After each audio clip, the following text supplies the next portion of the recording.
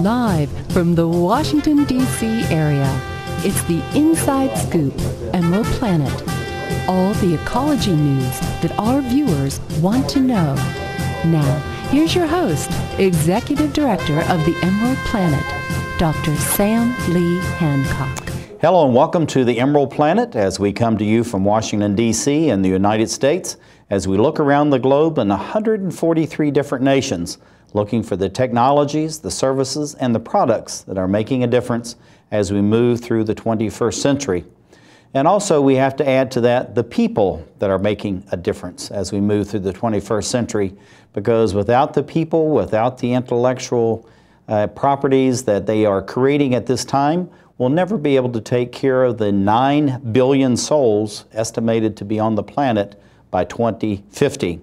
And so we need to be working now so that as we move through this century, is that we're actually making a difference, but also at the same time to increase the quality of life for everyone. We have a very unique project that's going on. This is through Natural Partners. I have sitting right beside me William Bill Dent, who is the Executive Director of Natural Partners, and also he started a program, the Monarch Sister Schools program. This is the Monarch Butterflies, and this is for all of North America.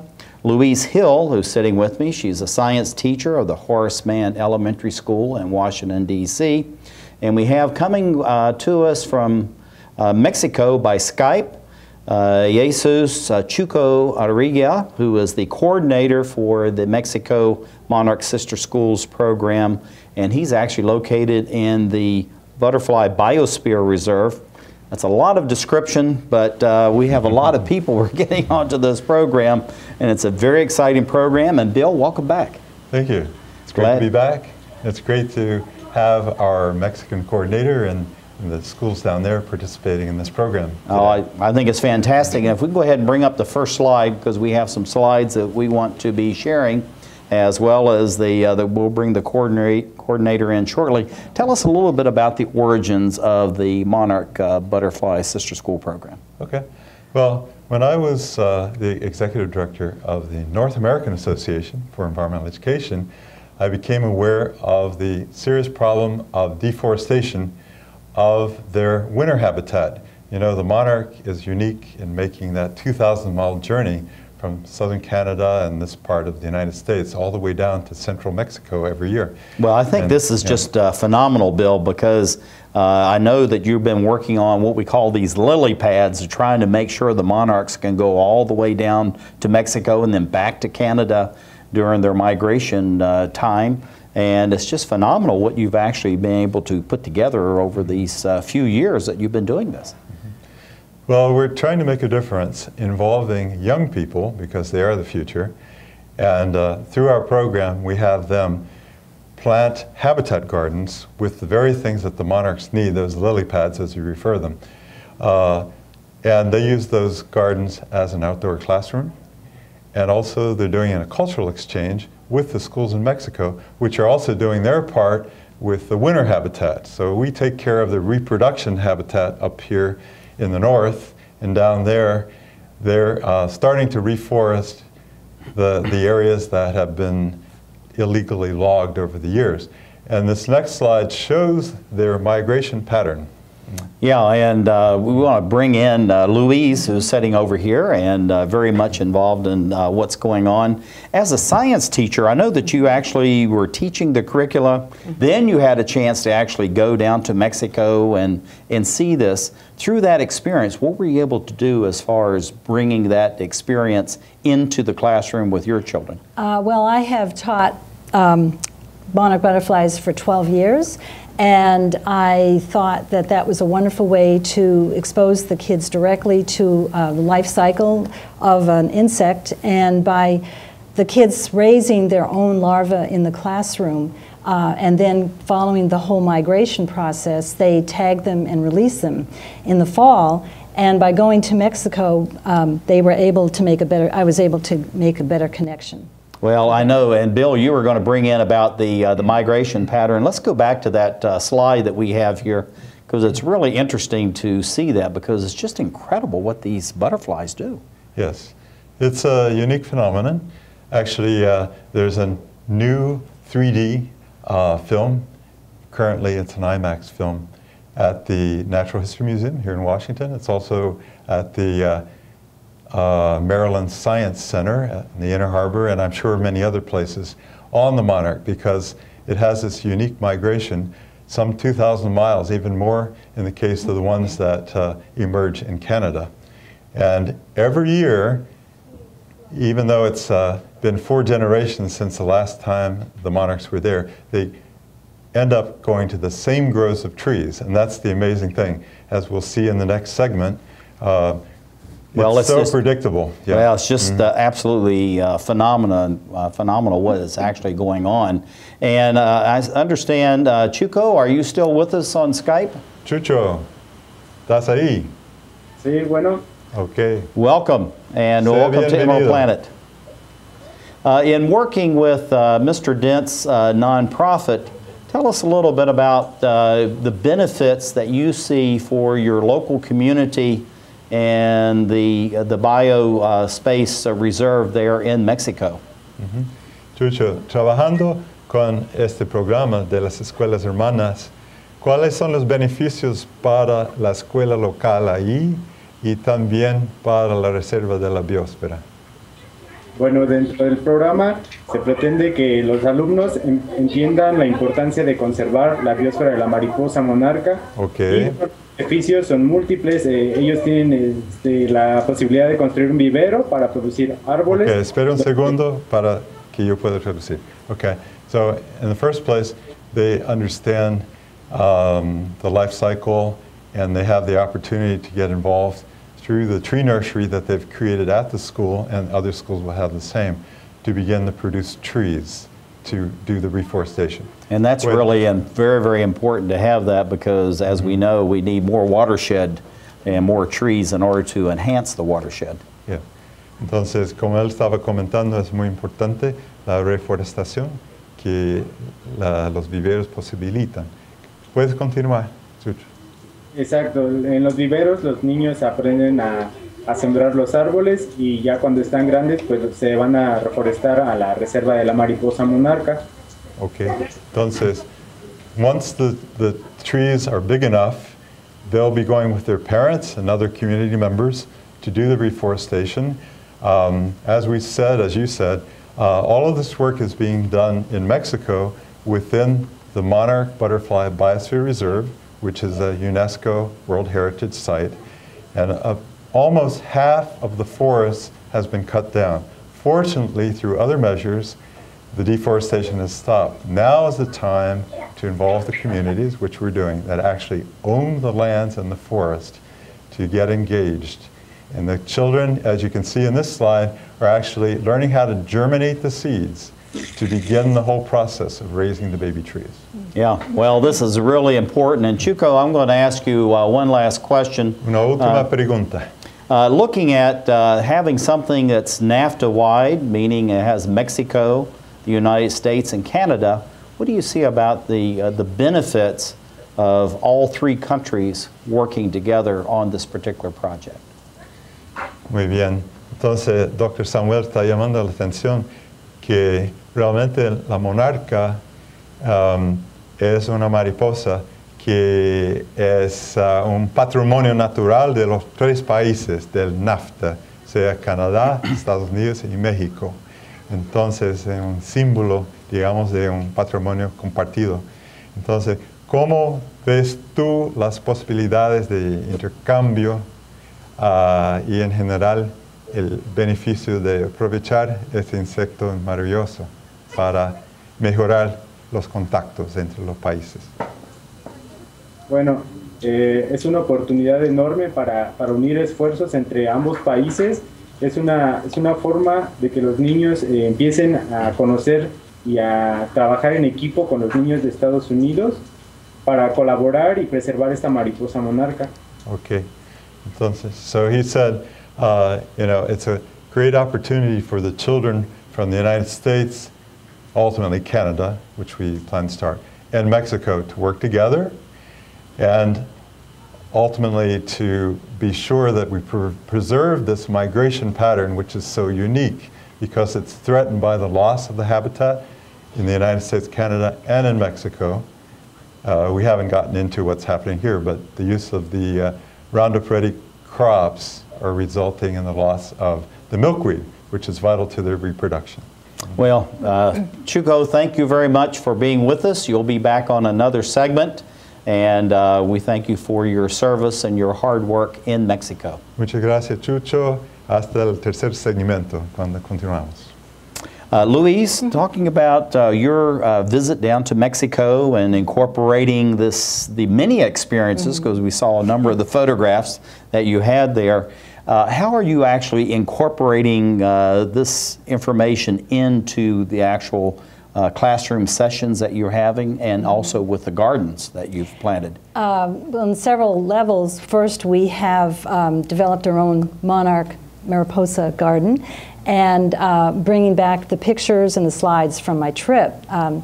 The children were able to actually see what they've been learning about the migration routes, and also the many pictures I took of the children and the Mexican kids in their schools. We visited 2 schools there, and there was a direct connection between my second graders and the second graders there, and they were very excited about that, and how they became very interested in how they can provide a habitat for the monarchs and keep them at our end sustainable. If you can give me about 15 seconds, what would you like to share with other teachers watching this here and abroad, and how they can incorporate this type of idea into their curriculum? I think studying monarchs is a tremendous hands-on investigative activity, which can be done at the beginning of the year. The life cycle is only 3 weeks. By raising their own larvae in the classroom, the kids take ownership of the caterpillars. They record them in their journals, and then they can release them in the garden, and then they study the migration route. Hopefully we'll be able to connect with William in the future with some Skype so that they can actually communicate with some of the students that I met in Mexico. Bill, we're running out of time. What would you like to share? About 15 seconds worth. Well, it's proven to be a very exciting program for the students and the teachers alike. And I think that it is our hope in the very near future to involve many more schools. So our website, if you want more information, please, is www.monarchsisterschools.org. Thank you very much. William Dent, Louise Hill, and Jose Chuko Arriga, thank you for being with us as we create the Emerald Planet. She's had more than a dozen fractures. And in the next few years, she faces 2 major surgeries to strengthen her fragile bones. She's only 10 years old. Most people don't worry about fragile bones until late in life. For those with osteogenesis imperfecta, brittle bones are a concern throughout their lifetime. Find out how you can strengthen this child's future. Diabetes is a killer. After I was diagnosed, I didn't feel sick, so I didn't listen to my doctor. Then it struck. I had a heart attack, then a stroke, and I was only 49. Most people with diabetes also have high blood pressure and cholesterol, which can cause severe heart damage. In fact, 2 out of 3 people with diabetes die from heart disease or stroke. Don't let diabetes destroy your life. Call for your free diabetes survival guide. Choose to live.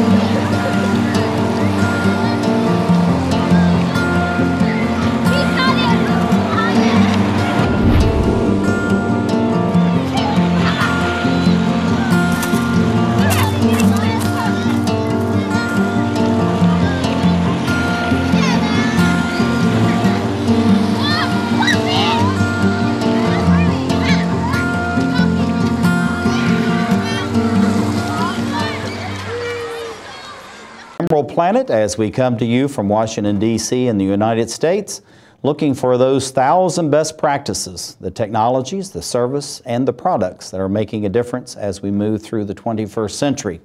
And we're looking in many different countries around the globe. One of those, of course, is Mexico, which is part of NAFTA and joining together on what's called the Monarch Butterfly Sister Schools Project. And we've labeled this as a North American collaborative. And we have 3 individuals with us that are going to be talking about this and sharing their impressions as we move from an emphasis with my good friend Bill Dent, who has been many years working in Brazil and now working in Mexico and also with Canada.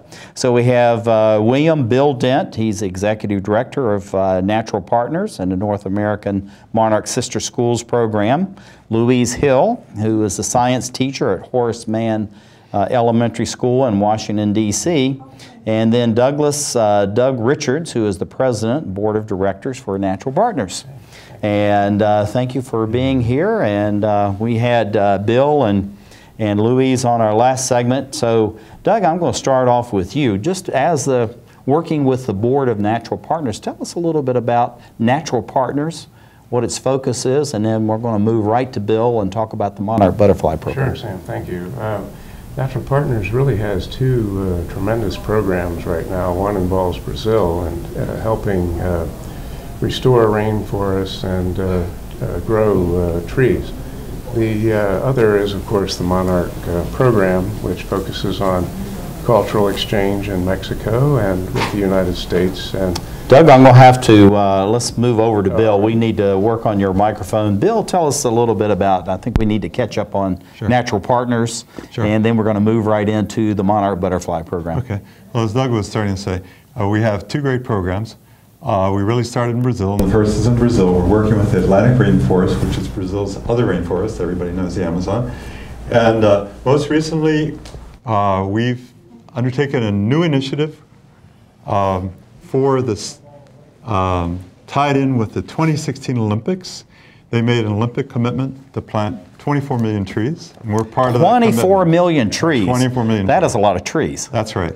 And you got to have trees to plant, and that's where we come in. We're helping the tree nurseries expand, helping them develop business plans and implement those business plans. Well, looking at that, and I want to move back to Doug, it's just tremendous what you're doing as far as Natural Partners, both with the Atlantic rainforest restoration in Brazil, and then now coming in and doing the Monarch Butterfly Program in Mexico. And understand you're actually carrying forward that idea of putting nurseries, tree nurseries, actually in the various schools that you're working with. yes, Sam, there are 2 operating nurseries now in Mexico, in 2 rural communities. Each nursery is capable of growing 500 trees, and the children will actually participate in this and learn how that works, and then eventually get out and reforest, plant and reforest. Well, I know, Louise, as far as the work that you're doing at the Horace Mann Elementary School, you're actually teaching the children, of course, but you're really reaching the parents and the greater community through that. Tell us about that experience, how you're inculcating the education through the children into the greater community, which is actually what Doug and Bill, you're doing in Mexico. Well, my mission, really my main objective is to help students become stewards of their environment. And so by going to Mexico and seeing firsthand the nurseries that they're implementing, the deforestation, and showing the kids the pictures, I'm hoping that by expanding our own monarch garden, and we have also, we're going to be building a milkweed garden.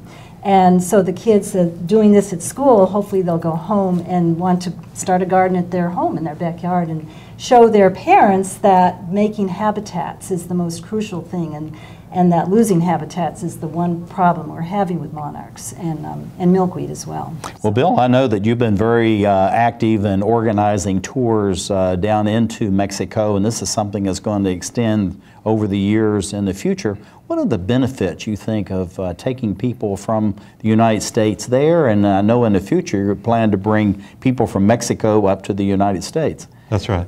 Well, the third component of our program is precisely the cultural exchange. And in the beginning, we started just by having the schools exchange letters. But there's this marvelous technology called Skype. And it occurred to me that wouldn't it be wonderful for the students who are working on habitat down there to see the kids up here and to exchange that energy and make presentations about what they're doing for the monarch butterfly. Oh, I think that's absolutely fantastic. Doug, I know this is reaching beyond what you're originally doing as far as Natural Partners concerned. I've been around Bill now a number of years. He's almost infectious, you know, he gets excited and he wants to get people involved. And so as you move into Mexico, what are you doing to be able to incorporate those ideas, but actually exchange the ideas you're learning, you know, Brazil, Mexico, the United States, and Canada, into this project in Mexico? Well, the opportunities for cultural exchange have been fantastic, and the group of us were able to tour. Bill arranged this, and we had a wonderful guide in Mexico who was just phenomenal in terms of his knowledge. We toured Mexico City for 2 days. It was a whirlwind adventure. I think we learned more in those 2 days than we'd ever imagined. And then out in the rural communities and visiting the schools and so forth, it was just terrific. Well, looking at Louise, I know you went down with Bill, and he was very excited about coordinating this and taking people with him. What 2 or 3 things did you really gain from physically being there that you could immediately apply when you came back home?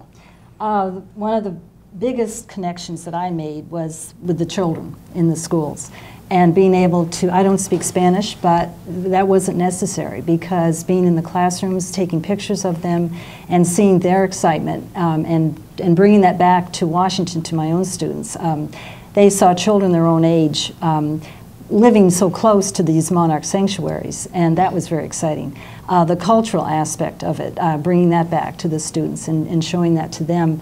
And just the physical sense of being in the sanctuary, 10,000 feet above sea, you know, and just hearing nothing except the wings was almost a spiritual experience. It was just amazing. Well, I tell you, Bill, you you need to be praised for all you're doing as far as you know, reaching out this way to, you know, incorporate all of, you know, the NAFTA countries, Mexico, United States, and Canada in all this. And I know that one of the real emphasis that came out of this that I'm just learning is this whole thing as far as planting the trees and the watershed restoration.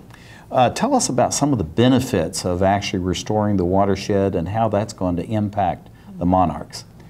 Well, about half of the forest there has been logged. So restoring it will deal with one of the biggest problems that started to occur since the deforestation, which are flash flooding. And also ensuring the continuous water supply throughout the year. Because if you take away the trees, they're like a sponge. And they absorb the water and help it settle into the ground so it doesn't run off so fast. Yeah, looking at that too, and then also as far as just the foliage itself, how does that actually impact? Because I know you're planting back the native species in this area. Share a little bit about the trees that you're actually planting and how that actually benefits the monarch as well as the air, soil, and water quality. Right. The monarch's favorite species of trees, just like they like the milkweed, that's the only one that they lay their eggs on. Down there, their winter habitat is the oyamel. It's a type of fir. And they love the oyamel. They literally hang out.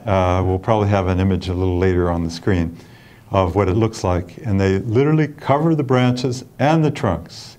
And they look like, almost like mussels on a pier. They just cover massively, millions of butterflies. This is absolutely incredible, and we will have photographs of this in another segment. But Louise, going back to this as far as the sound of the monarchs and these millions of wings that are going on, I know you talk about this as almost like a mystical experience that you have. How then do you share this in the classroom with your students? Well, I teach it, integrating it with the classroom teacher, and when we actually enact the migration route with the students, and And by sharing these with my experiences with the kids and also bringing photos, it brings them a little bit closer to my experience. Oh, that's absolutely fantastic. This was a question I was going to present to Bill, but Doug, it's over to you now. But I think this is something you can handle. Looking at you know, this expanding you know, the acreage, the hectares as far as the trees are concerned, I know this is part of really the charter of Natural Partners. That's really the spark plug for this monarch butterfly program. What do you see long term as far as the positive impact on not only Mexico, but you know, the environment in general? Well, sure. Not only reforestation, but the idea of bringing people to Mexico for tourist purposes, so that people learn that there are other opportunities, other economic benefits, is tremendous. But even more importantly, as Louise was saying, the children learning this in both the U.S. and Mexico, and knowing that we're all connected, and connected by butterflies. It's amazing. It's really fantastic. And Louise, we just have about maybe 30 seconds left. We always get down to these few seconds, but what would you like to share about you seeing this expansion of the habitat, the expansion of the trees, and incorporating that into your curriculum? Well, again, as I said, it really brings home to the students that they are actually can become stewards of our environment. They have a voice, and it's something that they can do by establishing gardens, and especially the connection between the milkweed is so important. And they have control. There's something they can do here to help these insects, and it will hopefully carry them through high school and beyond that, and you know, in the future, and they can become advocates for the monarch in the future. Seeing your experience as an old Peace Corps guy, because once you're Peace Corps, you're always Peace Corps. Yes. How do you see that being a bridge into what you're doing right now, and for the young audiences, how what they do now is important for the future? Yeah. Well, I was in the Peace Corps and did rural community development. And 20 seconds. everything we're doing is very community-based, okay? So it's the schools, which are the center of the communities, that are empowering the grassroots and making the kids feel they can make a difference. And I think that's really the greatest lesson of all. And I tell you, Peace Corps' got to be proud of you, Bill Dent. Thank you for being with us. And thanks to the other two of you for being with us. And thank you for being with us as we talk about the monarch butterfly, the canary in the coal mine, as they say, as we create the emerald. One day these rats were playing in the woods. Well, it's some matches and that's no good. Listen to smoke before you give it a try. Only you. Don't play with matches. Don't play with fire. Cause there's nothing very funny about $3,000. Nothing very nice. Homeless mind.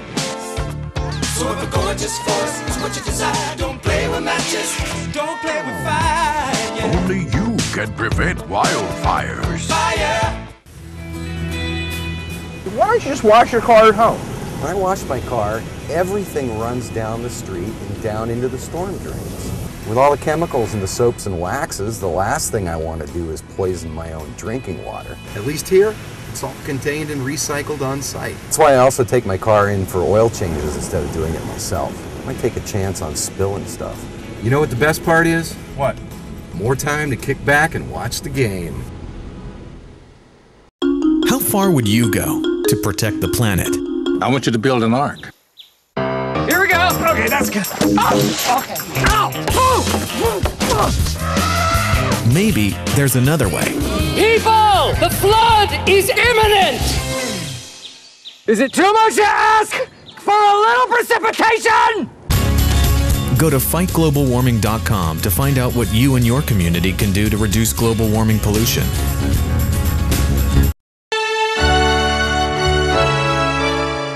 Somewhere around the world, there are men and women of the armed forces risking their lives, helping rebuild communities after natural disasters, collecting toys for needy children, tutoring kids in school. These are your sons and daughters who work to keep us safe, secure, and free. Dedicated men and women who put their country first.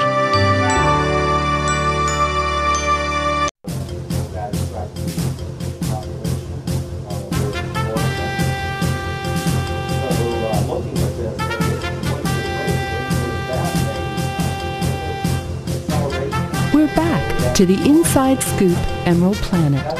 Here again, your host, Dr. Sam.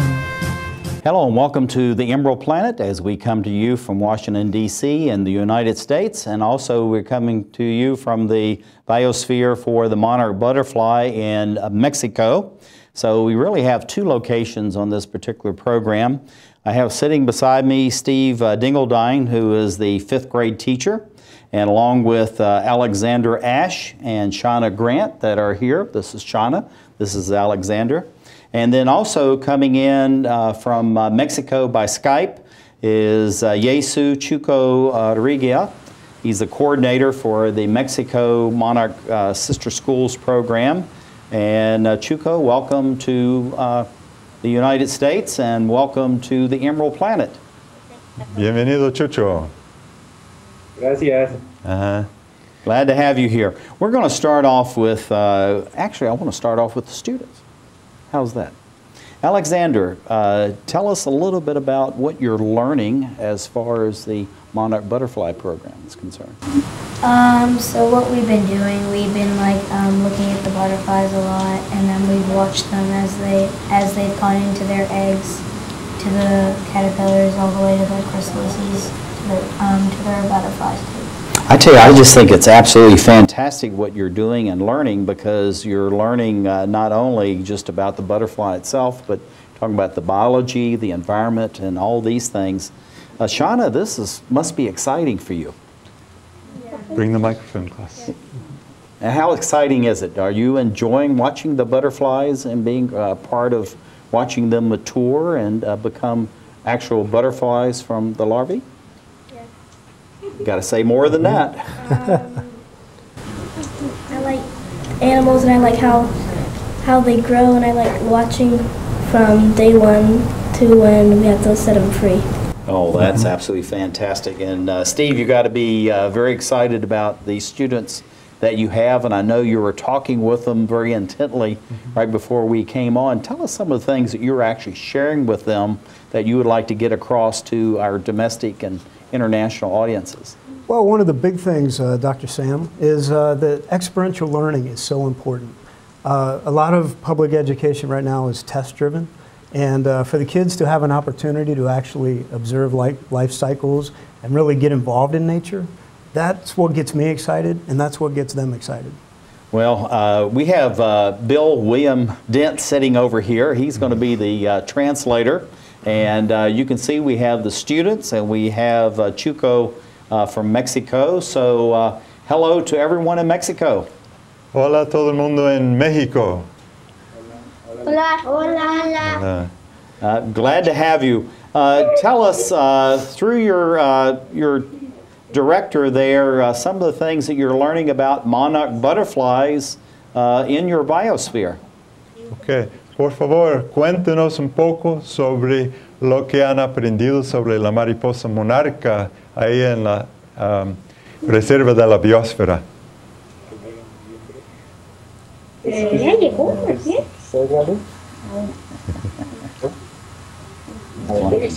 Chucho, tal vez puedes decir algo y escoger uno de los alumnos para hablar.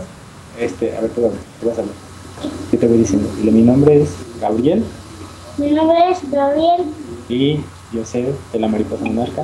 Y yo sé de la mariposa monarca. Que llega en noviembre. Que llega en noviembre. Y se va en marzo. Y se va en marzo. Fuerte. Necesita de árboles. Necesita de árboles. Para vivir aquí. Para vivir aquí. Okay, espera ahí. Yo voy a traducir. So, they were saying that the monarchs arrive in November and they stay until March. And they need trees because in the wintertime, that's where they live. They hang out literally on the branches and the trunks of the trees by the millions. It's a spectacular sight. Okay?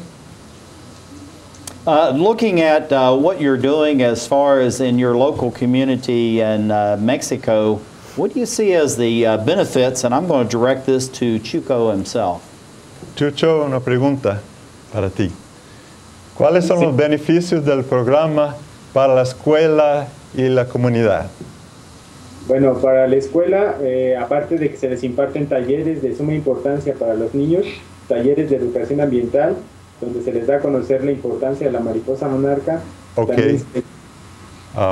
So one of the things they do are workshops which involve all kinds of environmental issues, in addition to the work they're doing with the tree nurseries for the trees. Okay. Go ahead.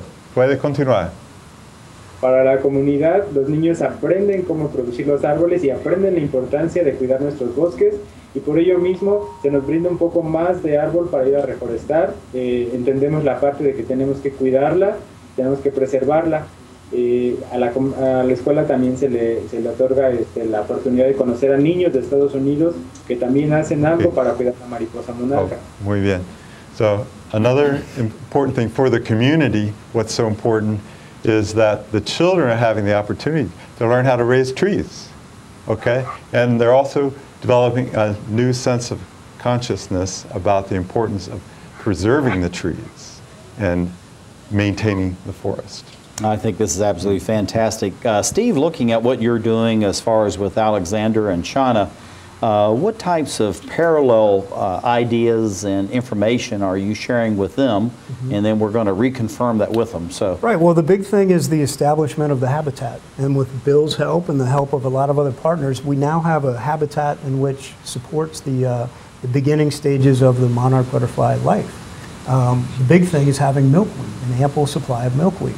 So right outside the school now we have, I don't know, I'd say 20, 30 milkweed plants growing at any given time. And when we're going through the project, all I have to do is walk outside in the morning and grab some milkweed. The students have been very involved in beginning the garden a couple of years ago and now maintaining the garden. Would you guys like to talk at all about your experience in the garden? That's what I was going to ask Shauna if she would like to share about her experience with the garden itself. Well, you need to hold this up so people can hear you. Go ahead. In the garden, we do a lot of projects about how different animals and what they eat and different plants and edible things, herbs, and the different parts of plants. Well, I think that's really, Shauna, what you're talking about is what we're actually now relearning as a society for human beings and as far as many other animals too, as far as proper nutrition, sustainable nutrition, and how we need to have fresh food available to us, correct? We even get to taste the fresh food on a regular basis. Yes, it's a multi-purpose garden. Oh, that's fantastic. Alexandra, looking at the two, I'm going to give you a number, 2 things that you're really learning from the garden, and it could be about the monarchs themselves or just what's the most thing that you're learning and it's most impressive to you? We're learning about like compost and like using it again, and then what we usually do in the garden sometimes, we like take shovels and then we like air it out, and then our garden teacher, Miss Keeley, she has given us some like worksheets to like sort like vegetables and plants and fruits into like different sections, and we went on a scavenger hunt for it. So like we're like working on identifying the plants and stuff. Good. Well, going back to Chuco and Mexico, Chuco, what do you find that your students are learning from developing the gardens themselves within your school?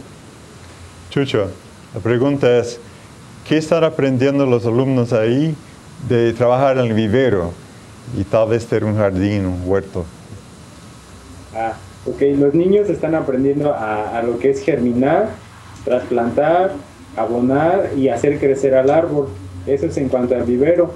En cuanto a los talleres, están aprendiendo del cambio climático y de la mariposa monarca en general. Okay, so the children are learning how to germinate the seeds, to transplant, to grow, to water, and ultimately to plant the saplings for the reforestation. And also they're doing workshops for other things like recycling, conservation of energy, and other things that make for a sustainable planet. I tell you, I think it's absolutely fantastic, Chuco, what you're doing in Mexico. And going to Steve, what kinds of things are you doing that, again, running in parallel with what we just heard that's going on within the schools in Mexico?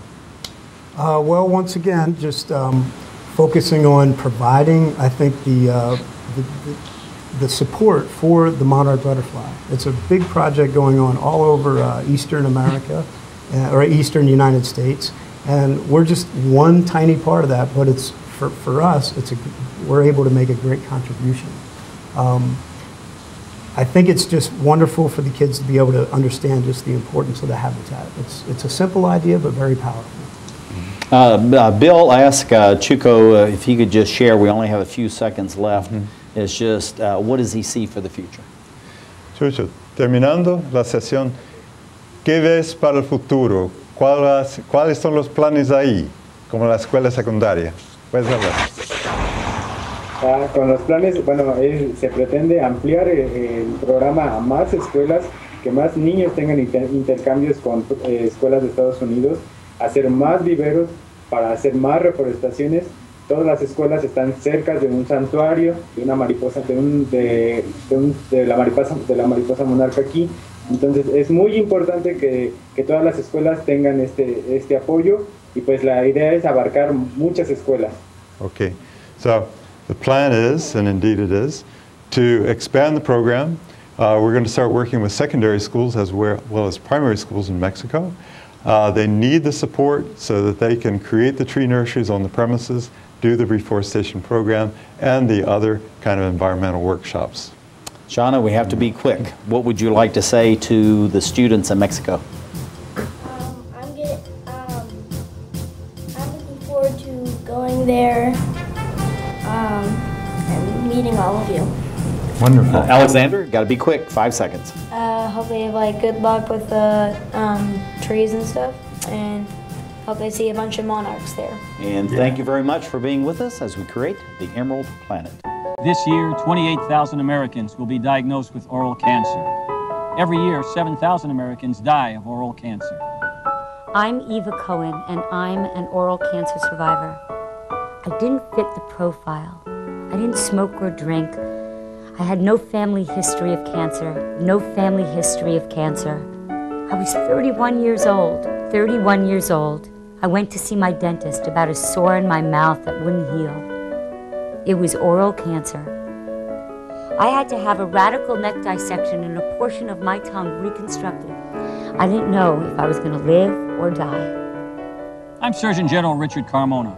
The survival rate for oral cancer is only 50%. Oral cancer can happen to anyone.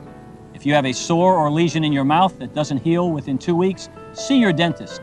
Early detection is the key. Early detection saves lives. 1 in 8 Americans goes hungry. One idea helped change that. A community started a garden that blossomed into farmers markets. 1 in 6 children lives in poverty. One group of women found an answer by opening a daycare center that their neighbors could afford. Today, 36 million Americans live in poverty, but one by one, people are helping themselves and each other to change the picture of poverty to one of hope. For easy ways you can help, visit povertyusa.org. 2 words for you. Pop quiz. Ready? Name any funny movie. A drama. Name a mystery. And one more thing. Name the movie your kids saw today in science class. Know what really matters. Know about your kid's school. And know about your kid. Find out 100 ways to know more, do more. This is firstgov.gov, where we're obsessed with getting you government information. Brand new student loan applications on the site, baby. This calls for a celebration. Where's your uncle? So in the end, it was either take the astronaut gig or come work here. What can I say? Duty called. Dude, that's my cop. Oh, sorry. Yeah. No, I'm pretty sure that's Sam's cop. Oh, sorry? Yeah. No. Sam's? No. Just log on or email us and get what you need. C, change of address form. That's how it's done. D, driver's license renewal. E, emailing Social Security information. Yeah. Okay, yeah. Nice, we'll allow it. All right, Ed. What are those? Government surplus cars for auction. You posted those online last time. No, you did. I'm posting them online this time! For all your government information, firstgov.gov.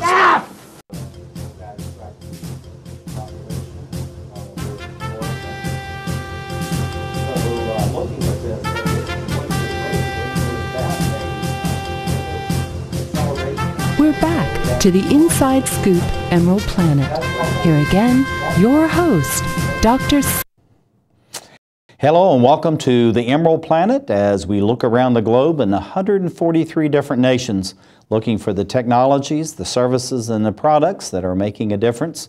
And we're looking for those 1,000 best practices in these 143 countries. But at the same time, we have to look at the individuals that are providing the leadership, the intellectual brain trust, and the energy that moves us through the 21st century. I have one gentleman sitting beside me who's a true spark plug. I've known him for a number of years through Rotary International. This is William Bill Dent, who is the Executive Director of Natural Partners and also the Monarch Sister Schools program for North America. We have also here Louise Hill, who is a science teacher, Horace Mann Elementary School. And then we have Steve Dingeldine, who is the 5th grade teacher at Stoddard Elementary School. And welcome to the three of you. Thank you. Thank you for being here and for the fine work you're doing as far as the Monarch Butterfly Program. And Bill, we've talked with you a number of times about this. This is an expansion from some of the work that you were doing in Brazil, going all the way back in your history as far as Peace Corps and your work there. What prepared you in Peace Corps to be able to doing the kinds of things you're doing right now with the Monarch Butterfly Program? Well, I truly believe that while we think globally, we have to act locally. And that means working with the local communities. And that's what I did in the Peace Corps, and that's what I'm doing now through these programs. It's really at the community level. In this case, with the Monarch Sister Schools program, we're talking about working with the communities within the Monarch Butterfly Biosphere Reserve and getting them involved. And we work through the schools and the students. I tell you, I think it's absolutely fantastic. And this is actually, we have the students and we have the director from Mexico is still with us. So Chico, if you'll wait just a minute, I'm going to let Louise talk about a little bit about how she, what she learned actually having interaction with you in Mexico. And then since you're still with us, I'm going to put you on next. Louise? Thank you. I really enjoyed going to the schools. We went to 2 schools outside the sanctuaries. And being right in the classroom was just an amazing experience, and being able to communicate with the students on a little bit about the culture. And I was able to bring that back to the students that I have in Washington. And also just being able to see the importance of having the students that I teach learn about another culture. Oh, I think it's fantastic. And I think if Chuco is still here down in Mexico, Chuco, what did you actually learn from having the American delegation come and visit your community and their future visits? Chucho, tenemos una pregunta adicional para ti. Entonces, de la visita del primer grupo de nosotros, ¿qué aprendiste? ¿Qué fue el valor para ti en las escuelas de tener visitas de los Estados Unidos? Más allá de mi forma personal, creo que fue de suma importancia para las escuelas, pues se le nota la importancia y el valor que le están dando los maestros de Estados Unidos al programa. Fue como fortalecer y como que ver que sí se está dando resultados el programa. Okay, so Chucho said that what was really valuable is the sense that the fact that people would come personally, visit the schools, show their interest, make the direct connection between the sister school in Mexico and the American school. That personal connection was a great value. And the beginning of a stronger collaboration that comes from that personal connection. I think it's absolutely fantastic. And I know, Steve, as far as your classroom is concerned, you're actually having ongoing dialogues by Skype between your students and the students in Mexico. What are you seeing the change in attitudes maybe even new knowledge that your students are gaining by this interaction with the students in Mexico? Well, the one session we had last week was wonderful, and I would like to just thank Chucho for that. We had a great time, and it really promoted peace and understanding, which I think is the core of cultural programs like this. The Mexican boys and girls, they sang songs for the students in my class. We got some rhythm and melody going on a Tuesday morning, or whichever morning it was, and the kids were loving that. And the universal language of music, was going through the internet, from Mexico to the U.S. It was a wonderful moment. Well, I think it's fantastic. Chucho, through the culture, the history, and the language you have in Mexico, how do you think that's actually going to enrich the classrooms in the United States? Chucho, la pregunta. A través de el intercambio cultural, la historia y los conocimientos transmitidos a través de las sesiones de Skype, ¿cómo es que tú imaginas que eso va a mejorar la enseñanza en las escuelas americanas? Perdón, ¿puedes repetirme lo último? Sí. ¿Cómo va a mejorar, digamos, la comprensión, el entendimiento mutuo entre los pueblos? Bueno, son diferentes costumbres, diferentes culturas y diferentes formas de pensar, pero creo que la naturaleza es única para todos. Entonces, el relacionarnos por medio de estos intercambios está haciendo que nos conozcamos más y está haciendo que fortalezcamos nuestra unión. Y bueno, la comunicación siempre trata de ser lo más clara posible para que siempre haya buena comunicación entre nosotros. Okay. So he said, very importantly, it's an opportunity for peoples, especially the children who are much more receptive, to get to know one another. And also, as he pointed out, there's just one planet, one nature, and we need to work together to preserve it. Louise, looking at it, I know this is your personal philosophy because we've chatted before about this, and I know that you came back and were really excited as far as your travels there. How do you think what you actually took there, on the other hand, is helping to enrich or and greater enthuse the children, but also the teachers in Mexico? The teachers in Mexico. There's such a possibility for further exchange between our students and Mexican students, and I, just by my dialogue coming back to school, excited the teachers, and showing them my pictures and my own personal experiences excited the other teachers. And we can integrate now, and that's what I really want to do, is extend to teachers in the classroom. They can use social studies and geography and literature and math, and it can really carry across the entire curriculum, which is exciting to me. Exactly. I know, Steve, looking at the Skype sessions that you have, is there any preparation that you're putting into this? Or do you have the Skype connection and then you just let the enthusiasm and the excitement of the students just move forward? Well, I'd like to thank Steve Jobs and the Apple Corporation because they made it very easy. I simply had my iPad and hooked it up to a Promethean board. And we had very good video and very good audio. And it's in the modern world, it's quite easy. Well, I was going to say our assistant executive producer with us is actually part of Apple Corporation, so I think he's very happy to hear all that. So I'm sure he'll pass that on to corporate headquarters. Bill? I did want to chime in with one thing and really thank again Chucho for doing such a great job on that end, because he always has the kids primed and doing fun things for the others to share. Well, I know that you're planning to have a number of trips back and forth in the years in the future.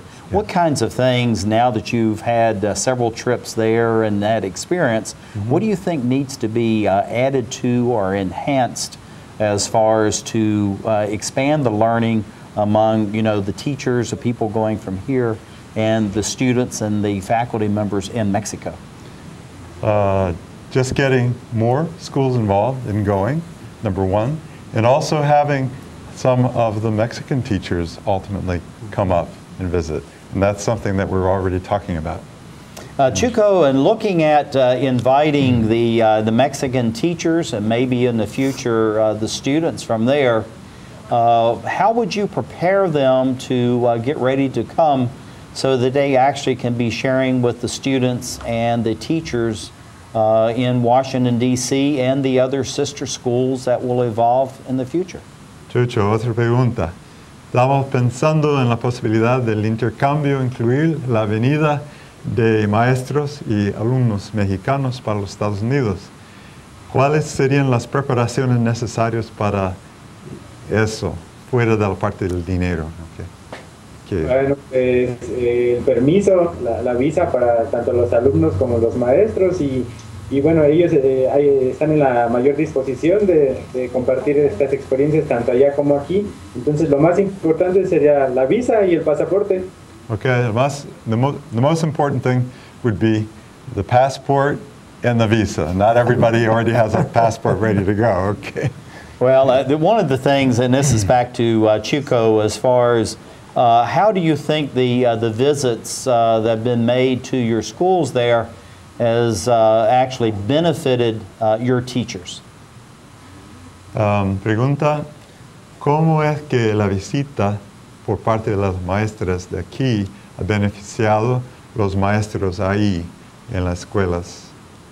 Bueno, los ha motivado bastante. Ellos sienten que es un proyecto al que se le está dando bastante importancia. La visita de las maestras fue algo sorprendente y muy importante para las escuelas de acá. Pues los motivó, están muy motivados y con mucho entusiasmo, y los niños también felices de que los vinieran a visitar y muy contentos. Okay, so in so many words, he said it's been highly motivational for them. They feel more valued, and they enjoy the exchange through Skype and the personal contacts, and as I said, the strengthening the relationship. It's a partnership. Well, thank you very much. We're only have about 20 seconds, so we're going to be running out of time. So Chuco and your students and the teachers there in Mexico, thank you very much for Muchas joining gracias us. por su participación, Chucho y los alumnos. Bye-bye. Nos vemos. Bye-bye. Bye. Bye. Goodbye. Muchas gracias. And we're just going to continue on. Just keep chatting right here because they're going to run all the credit.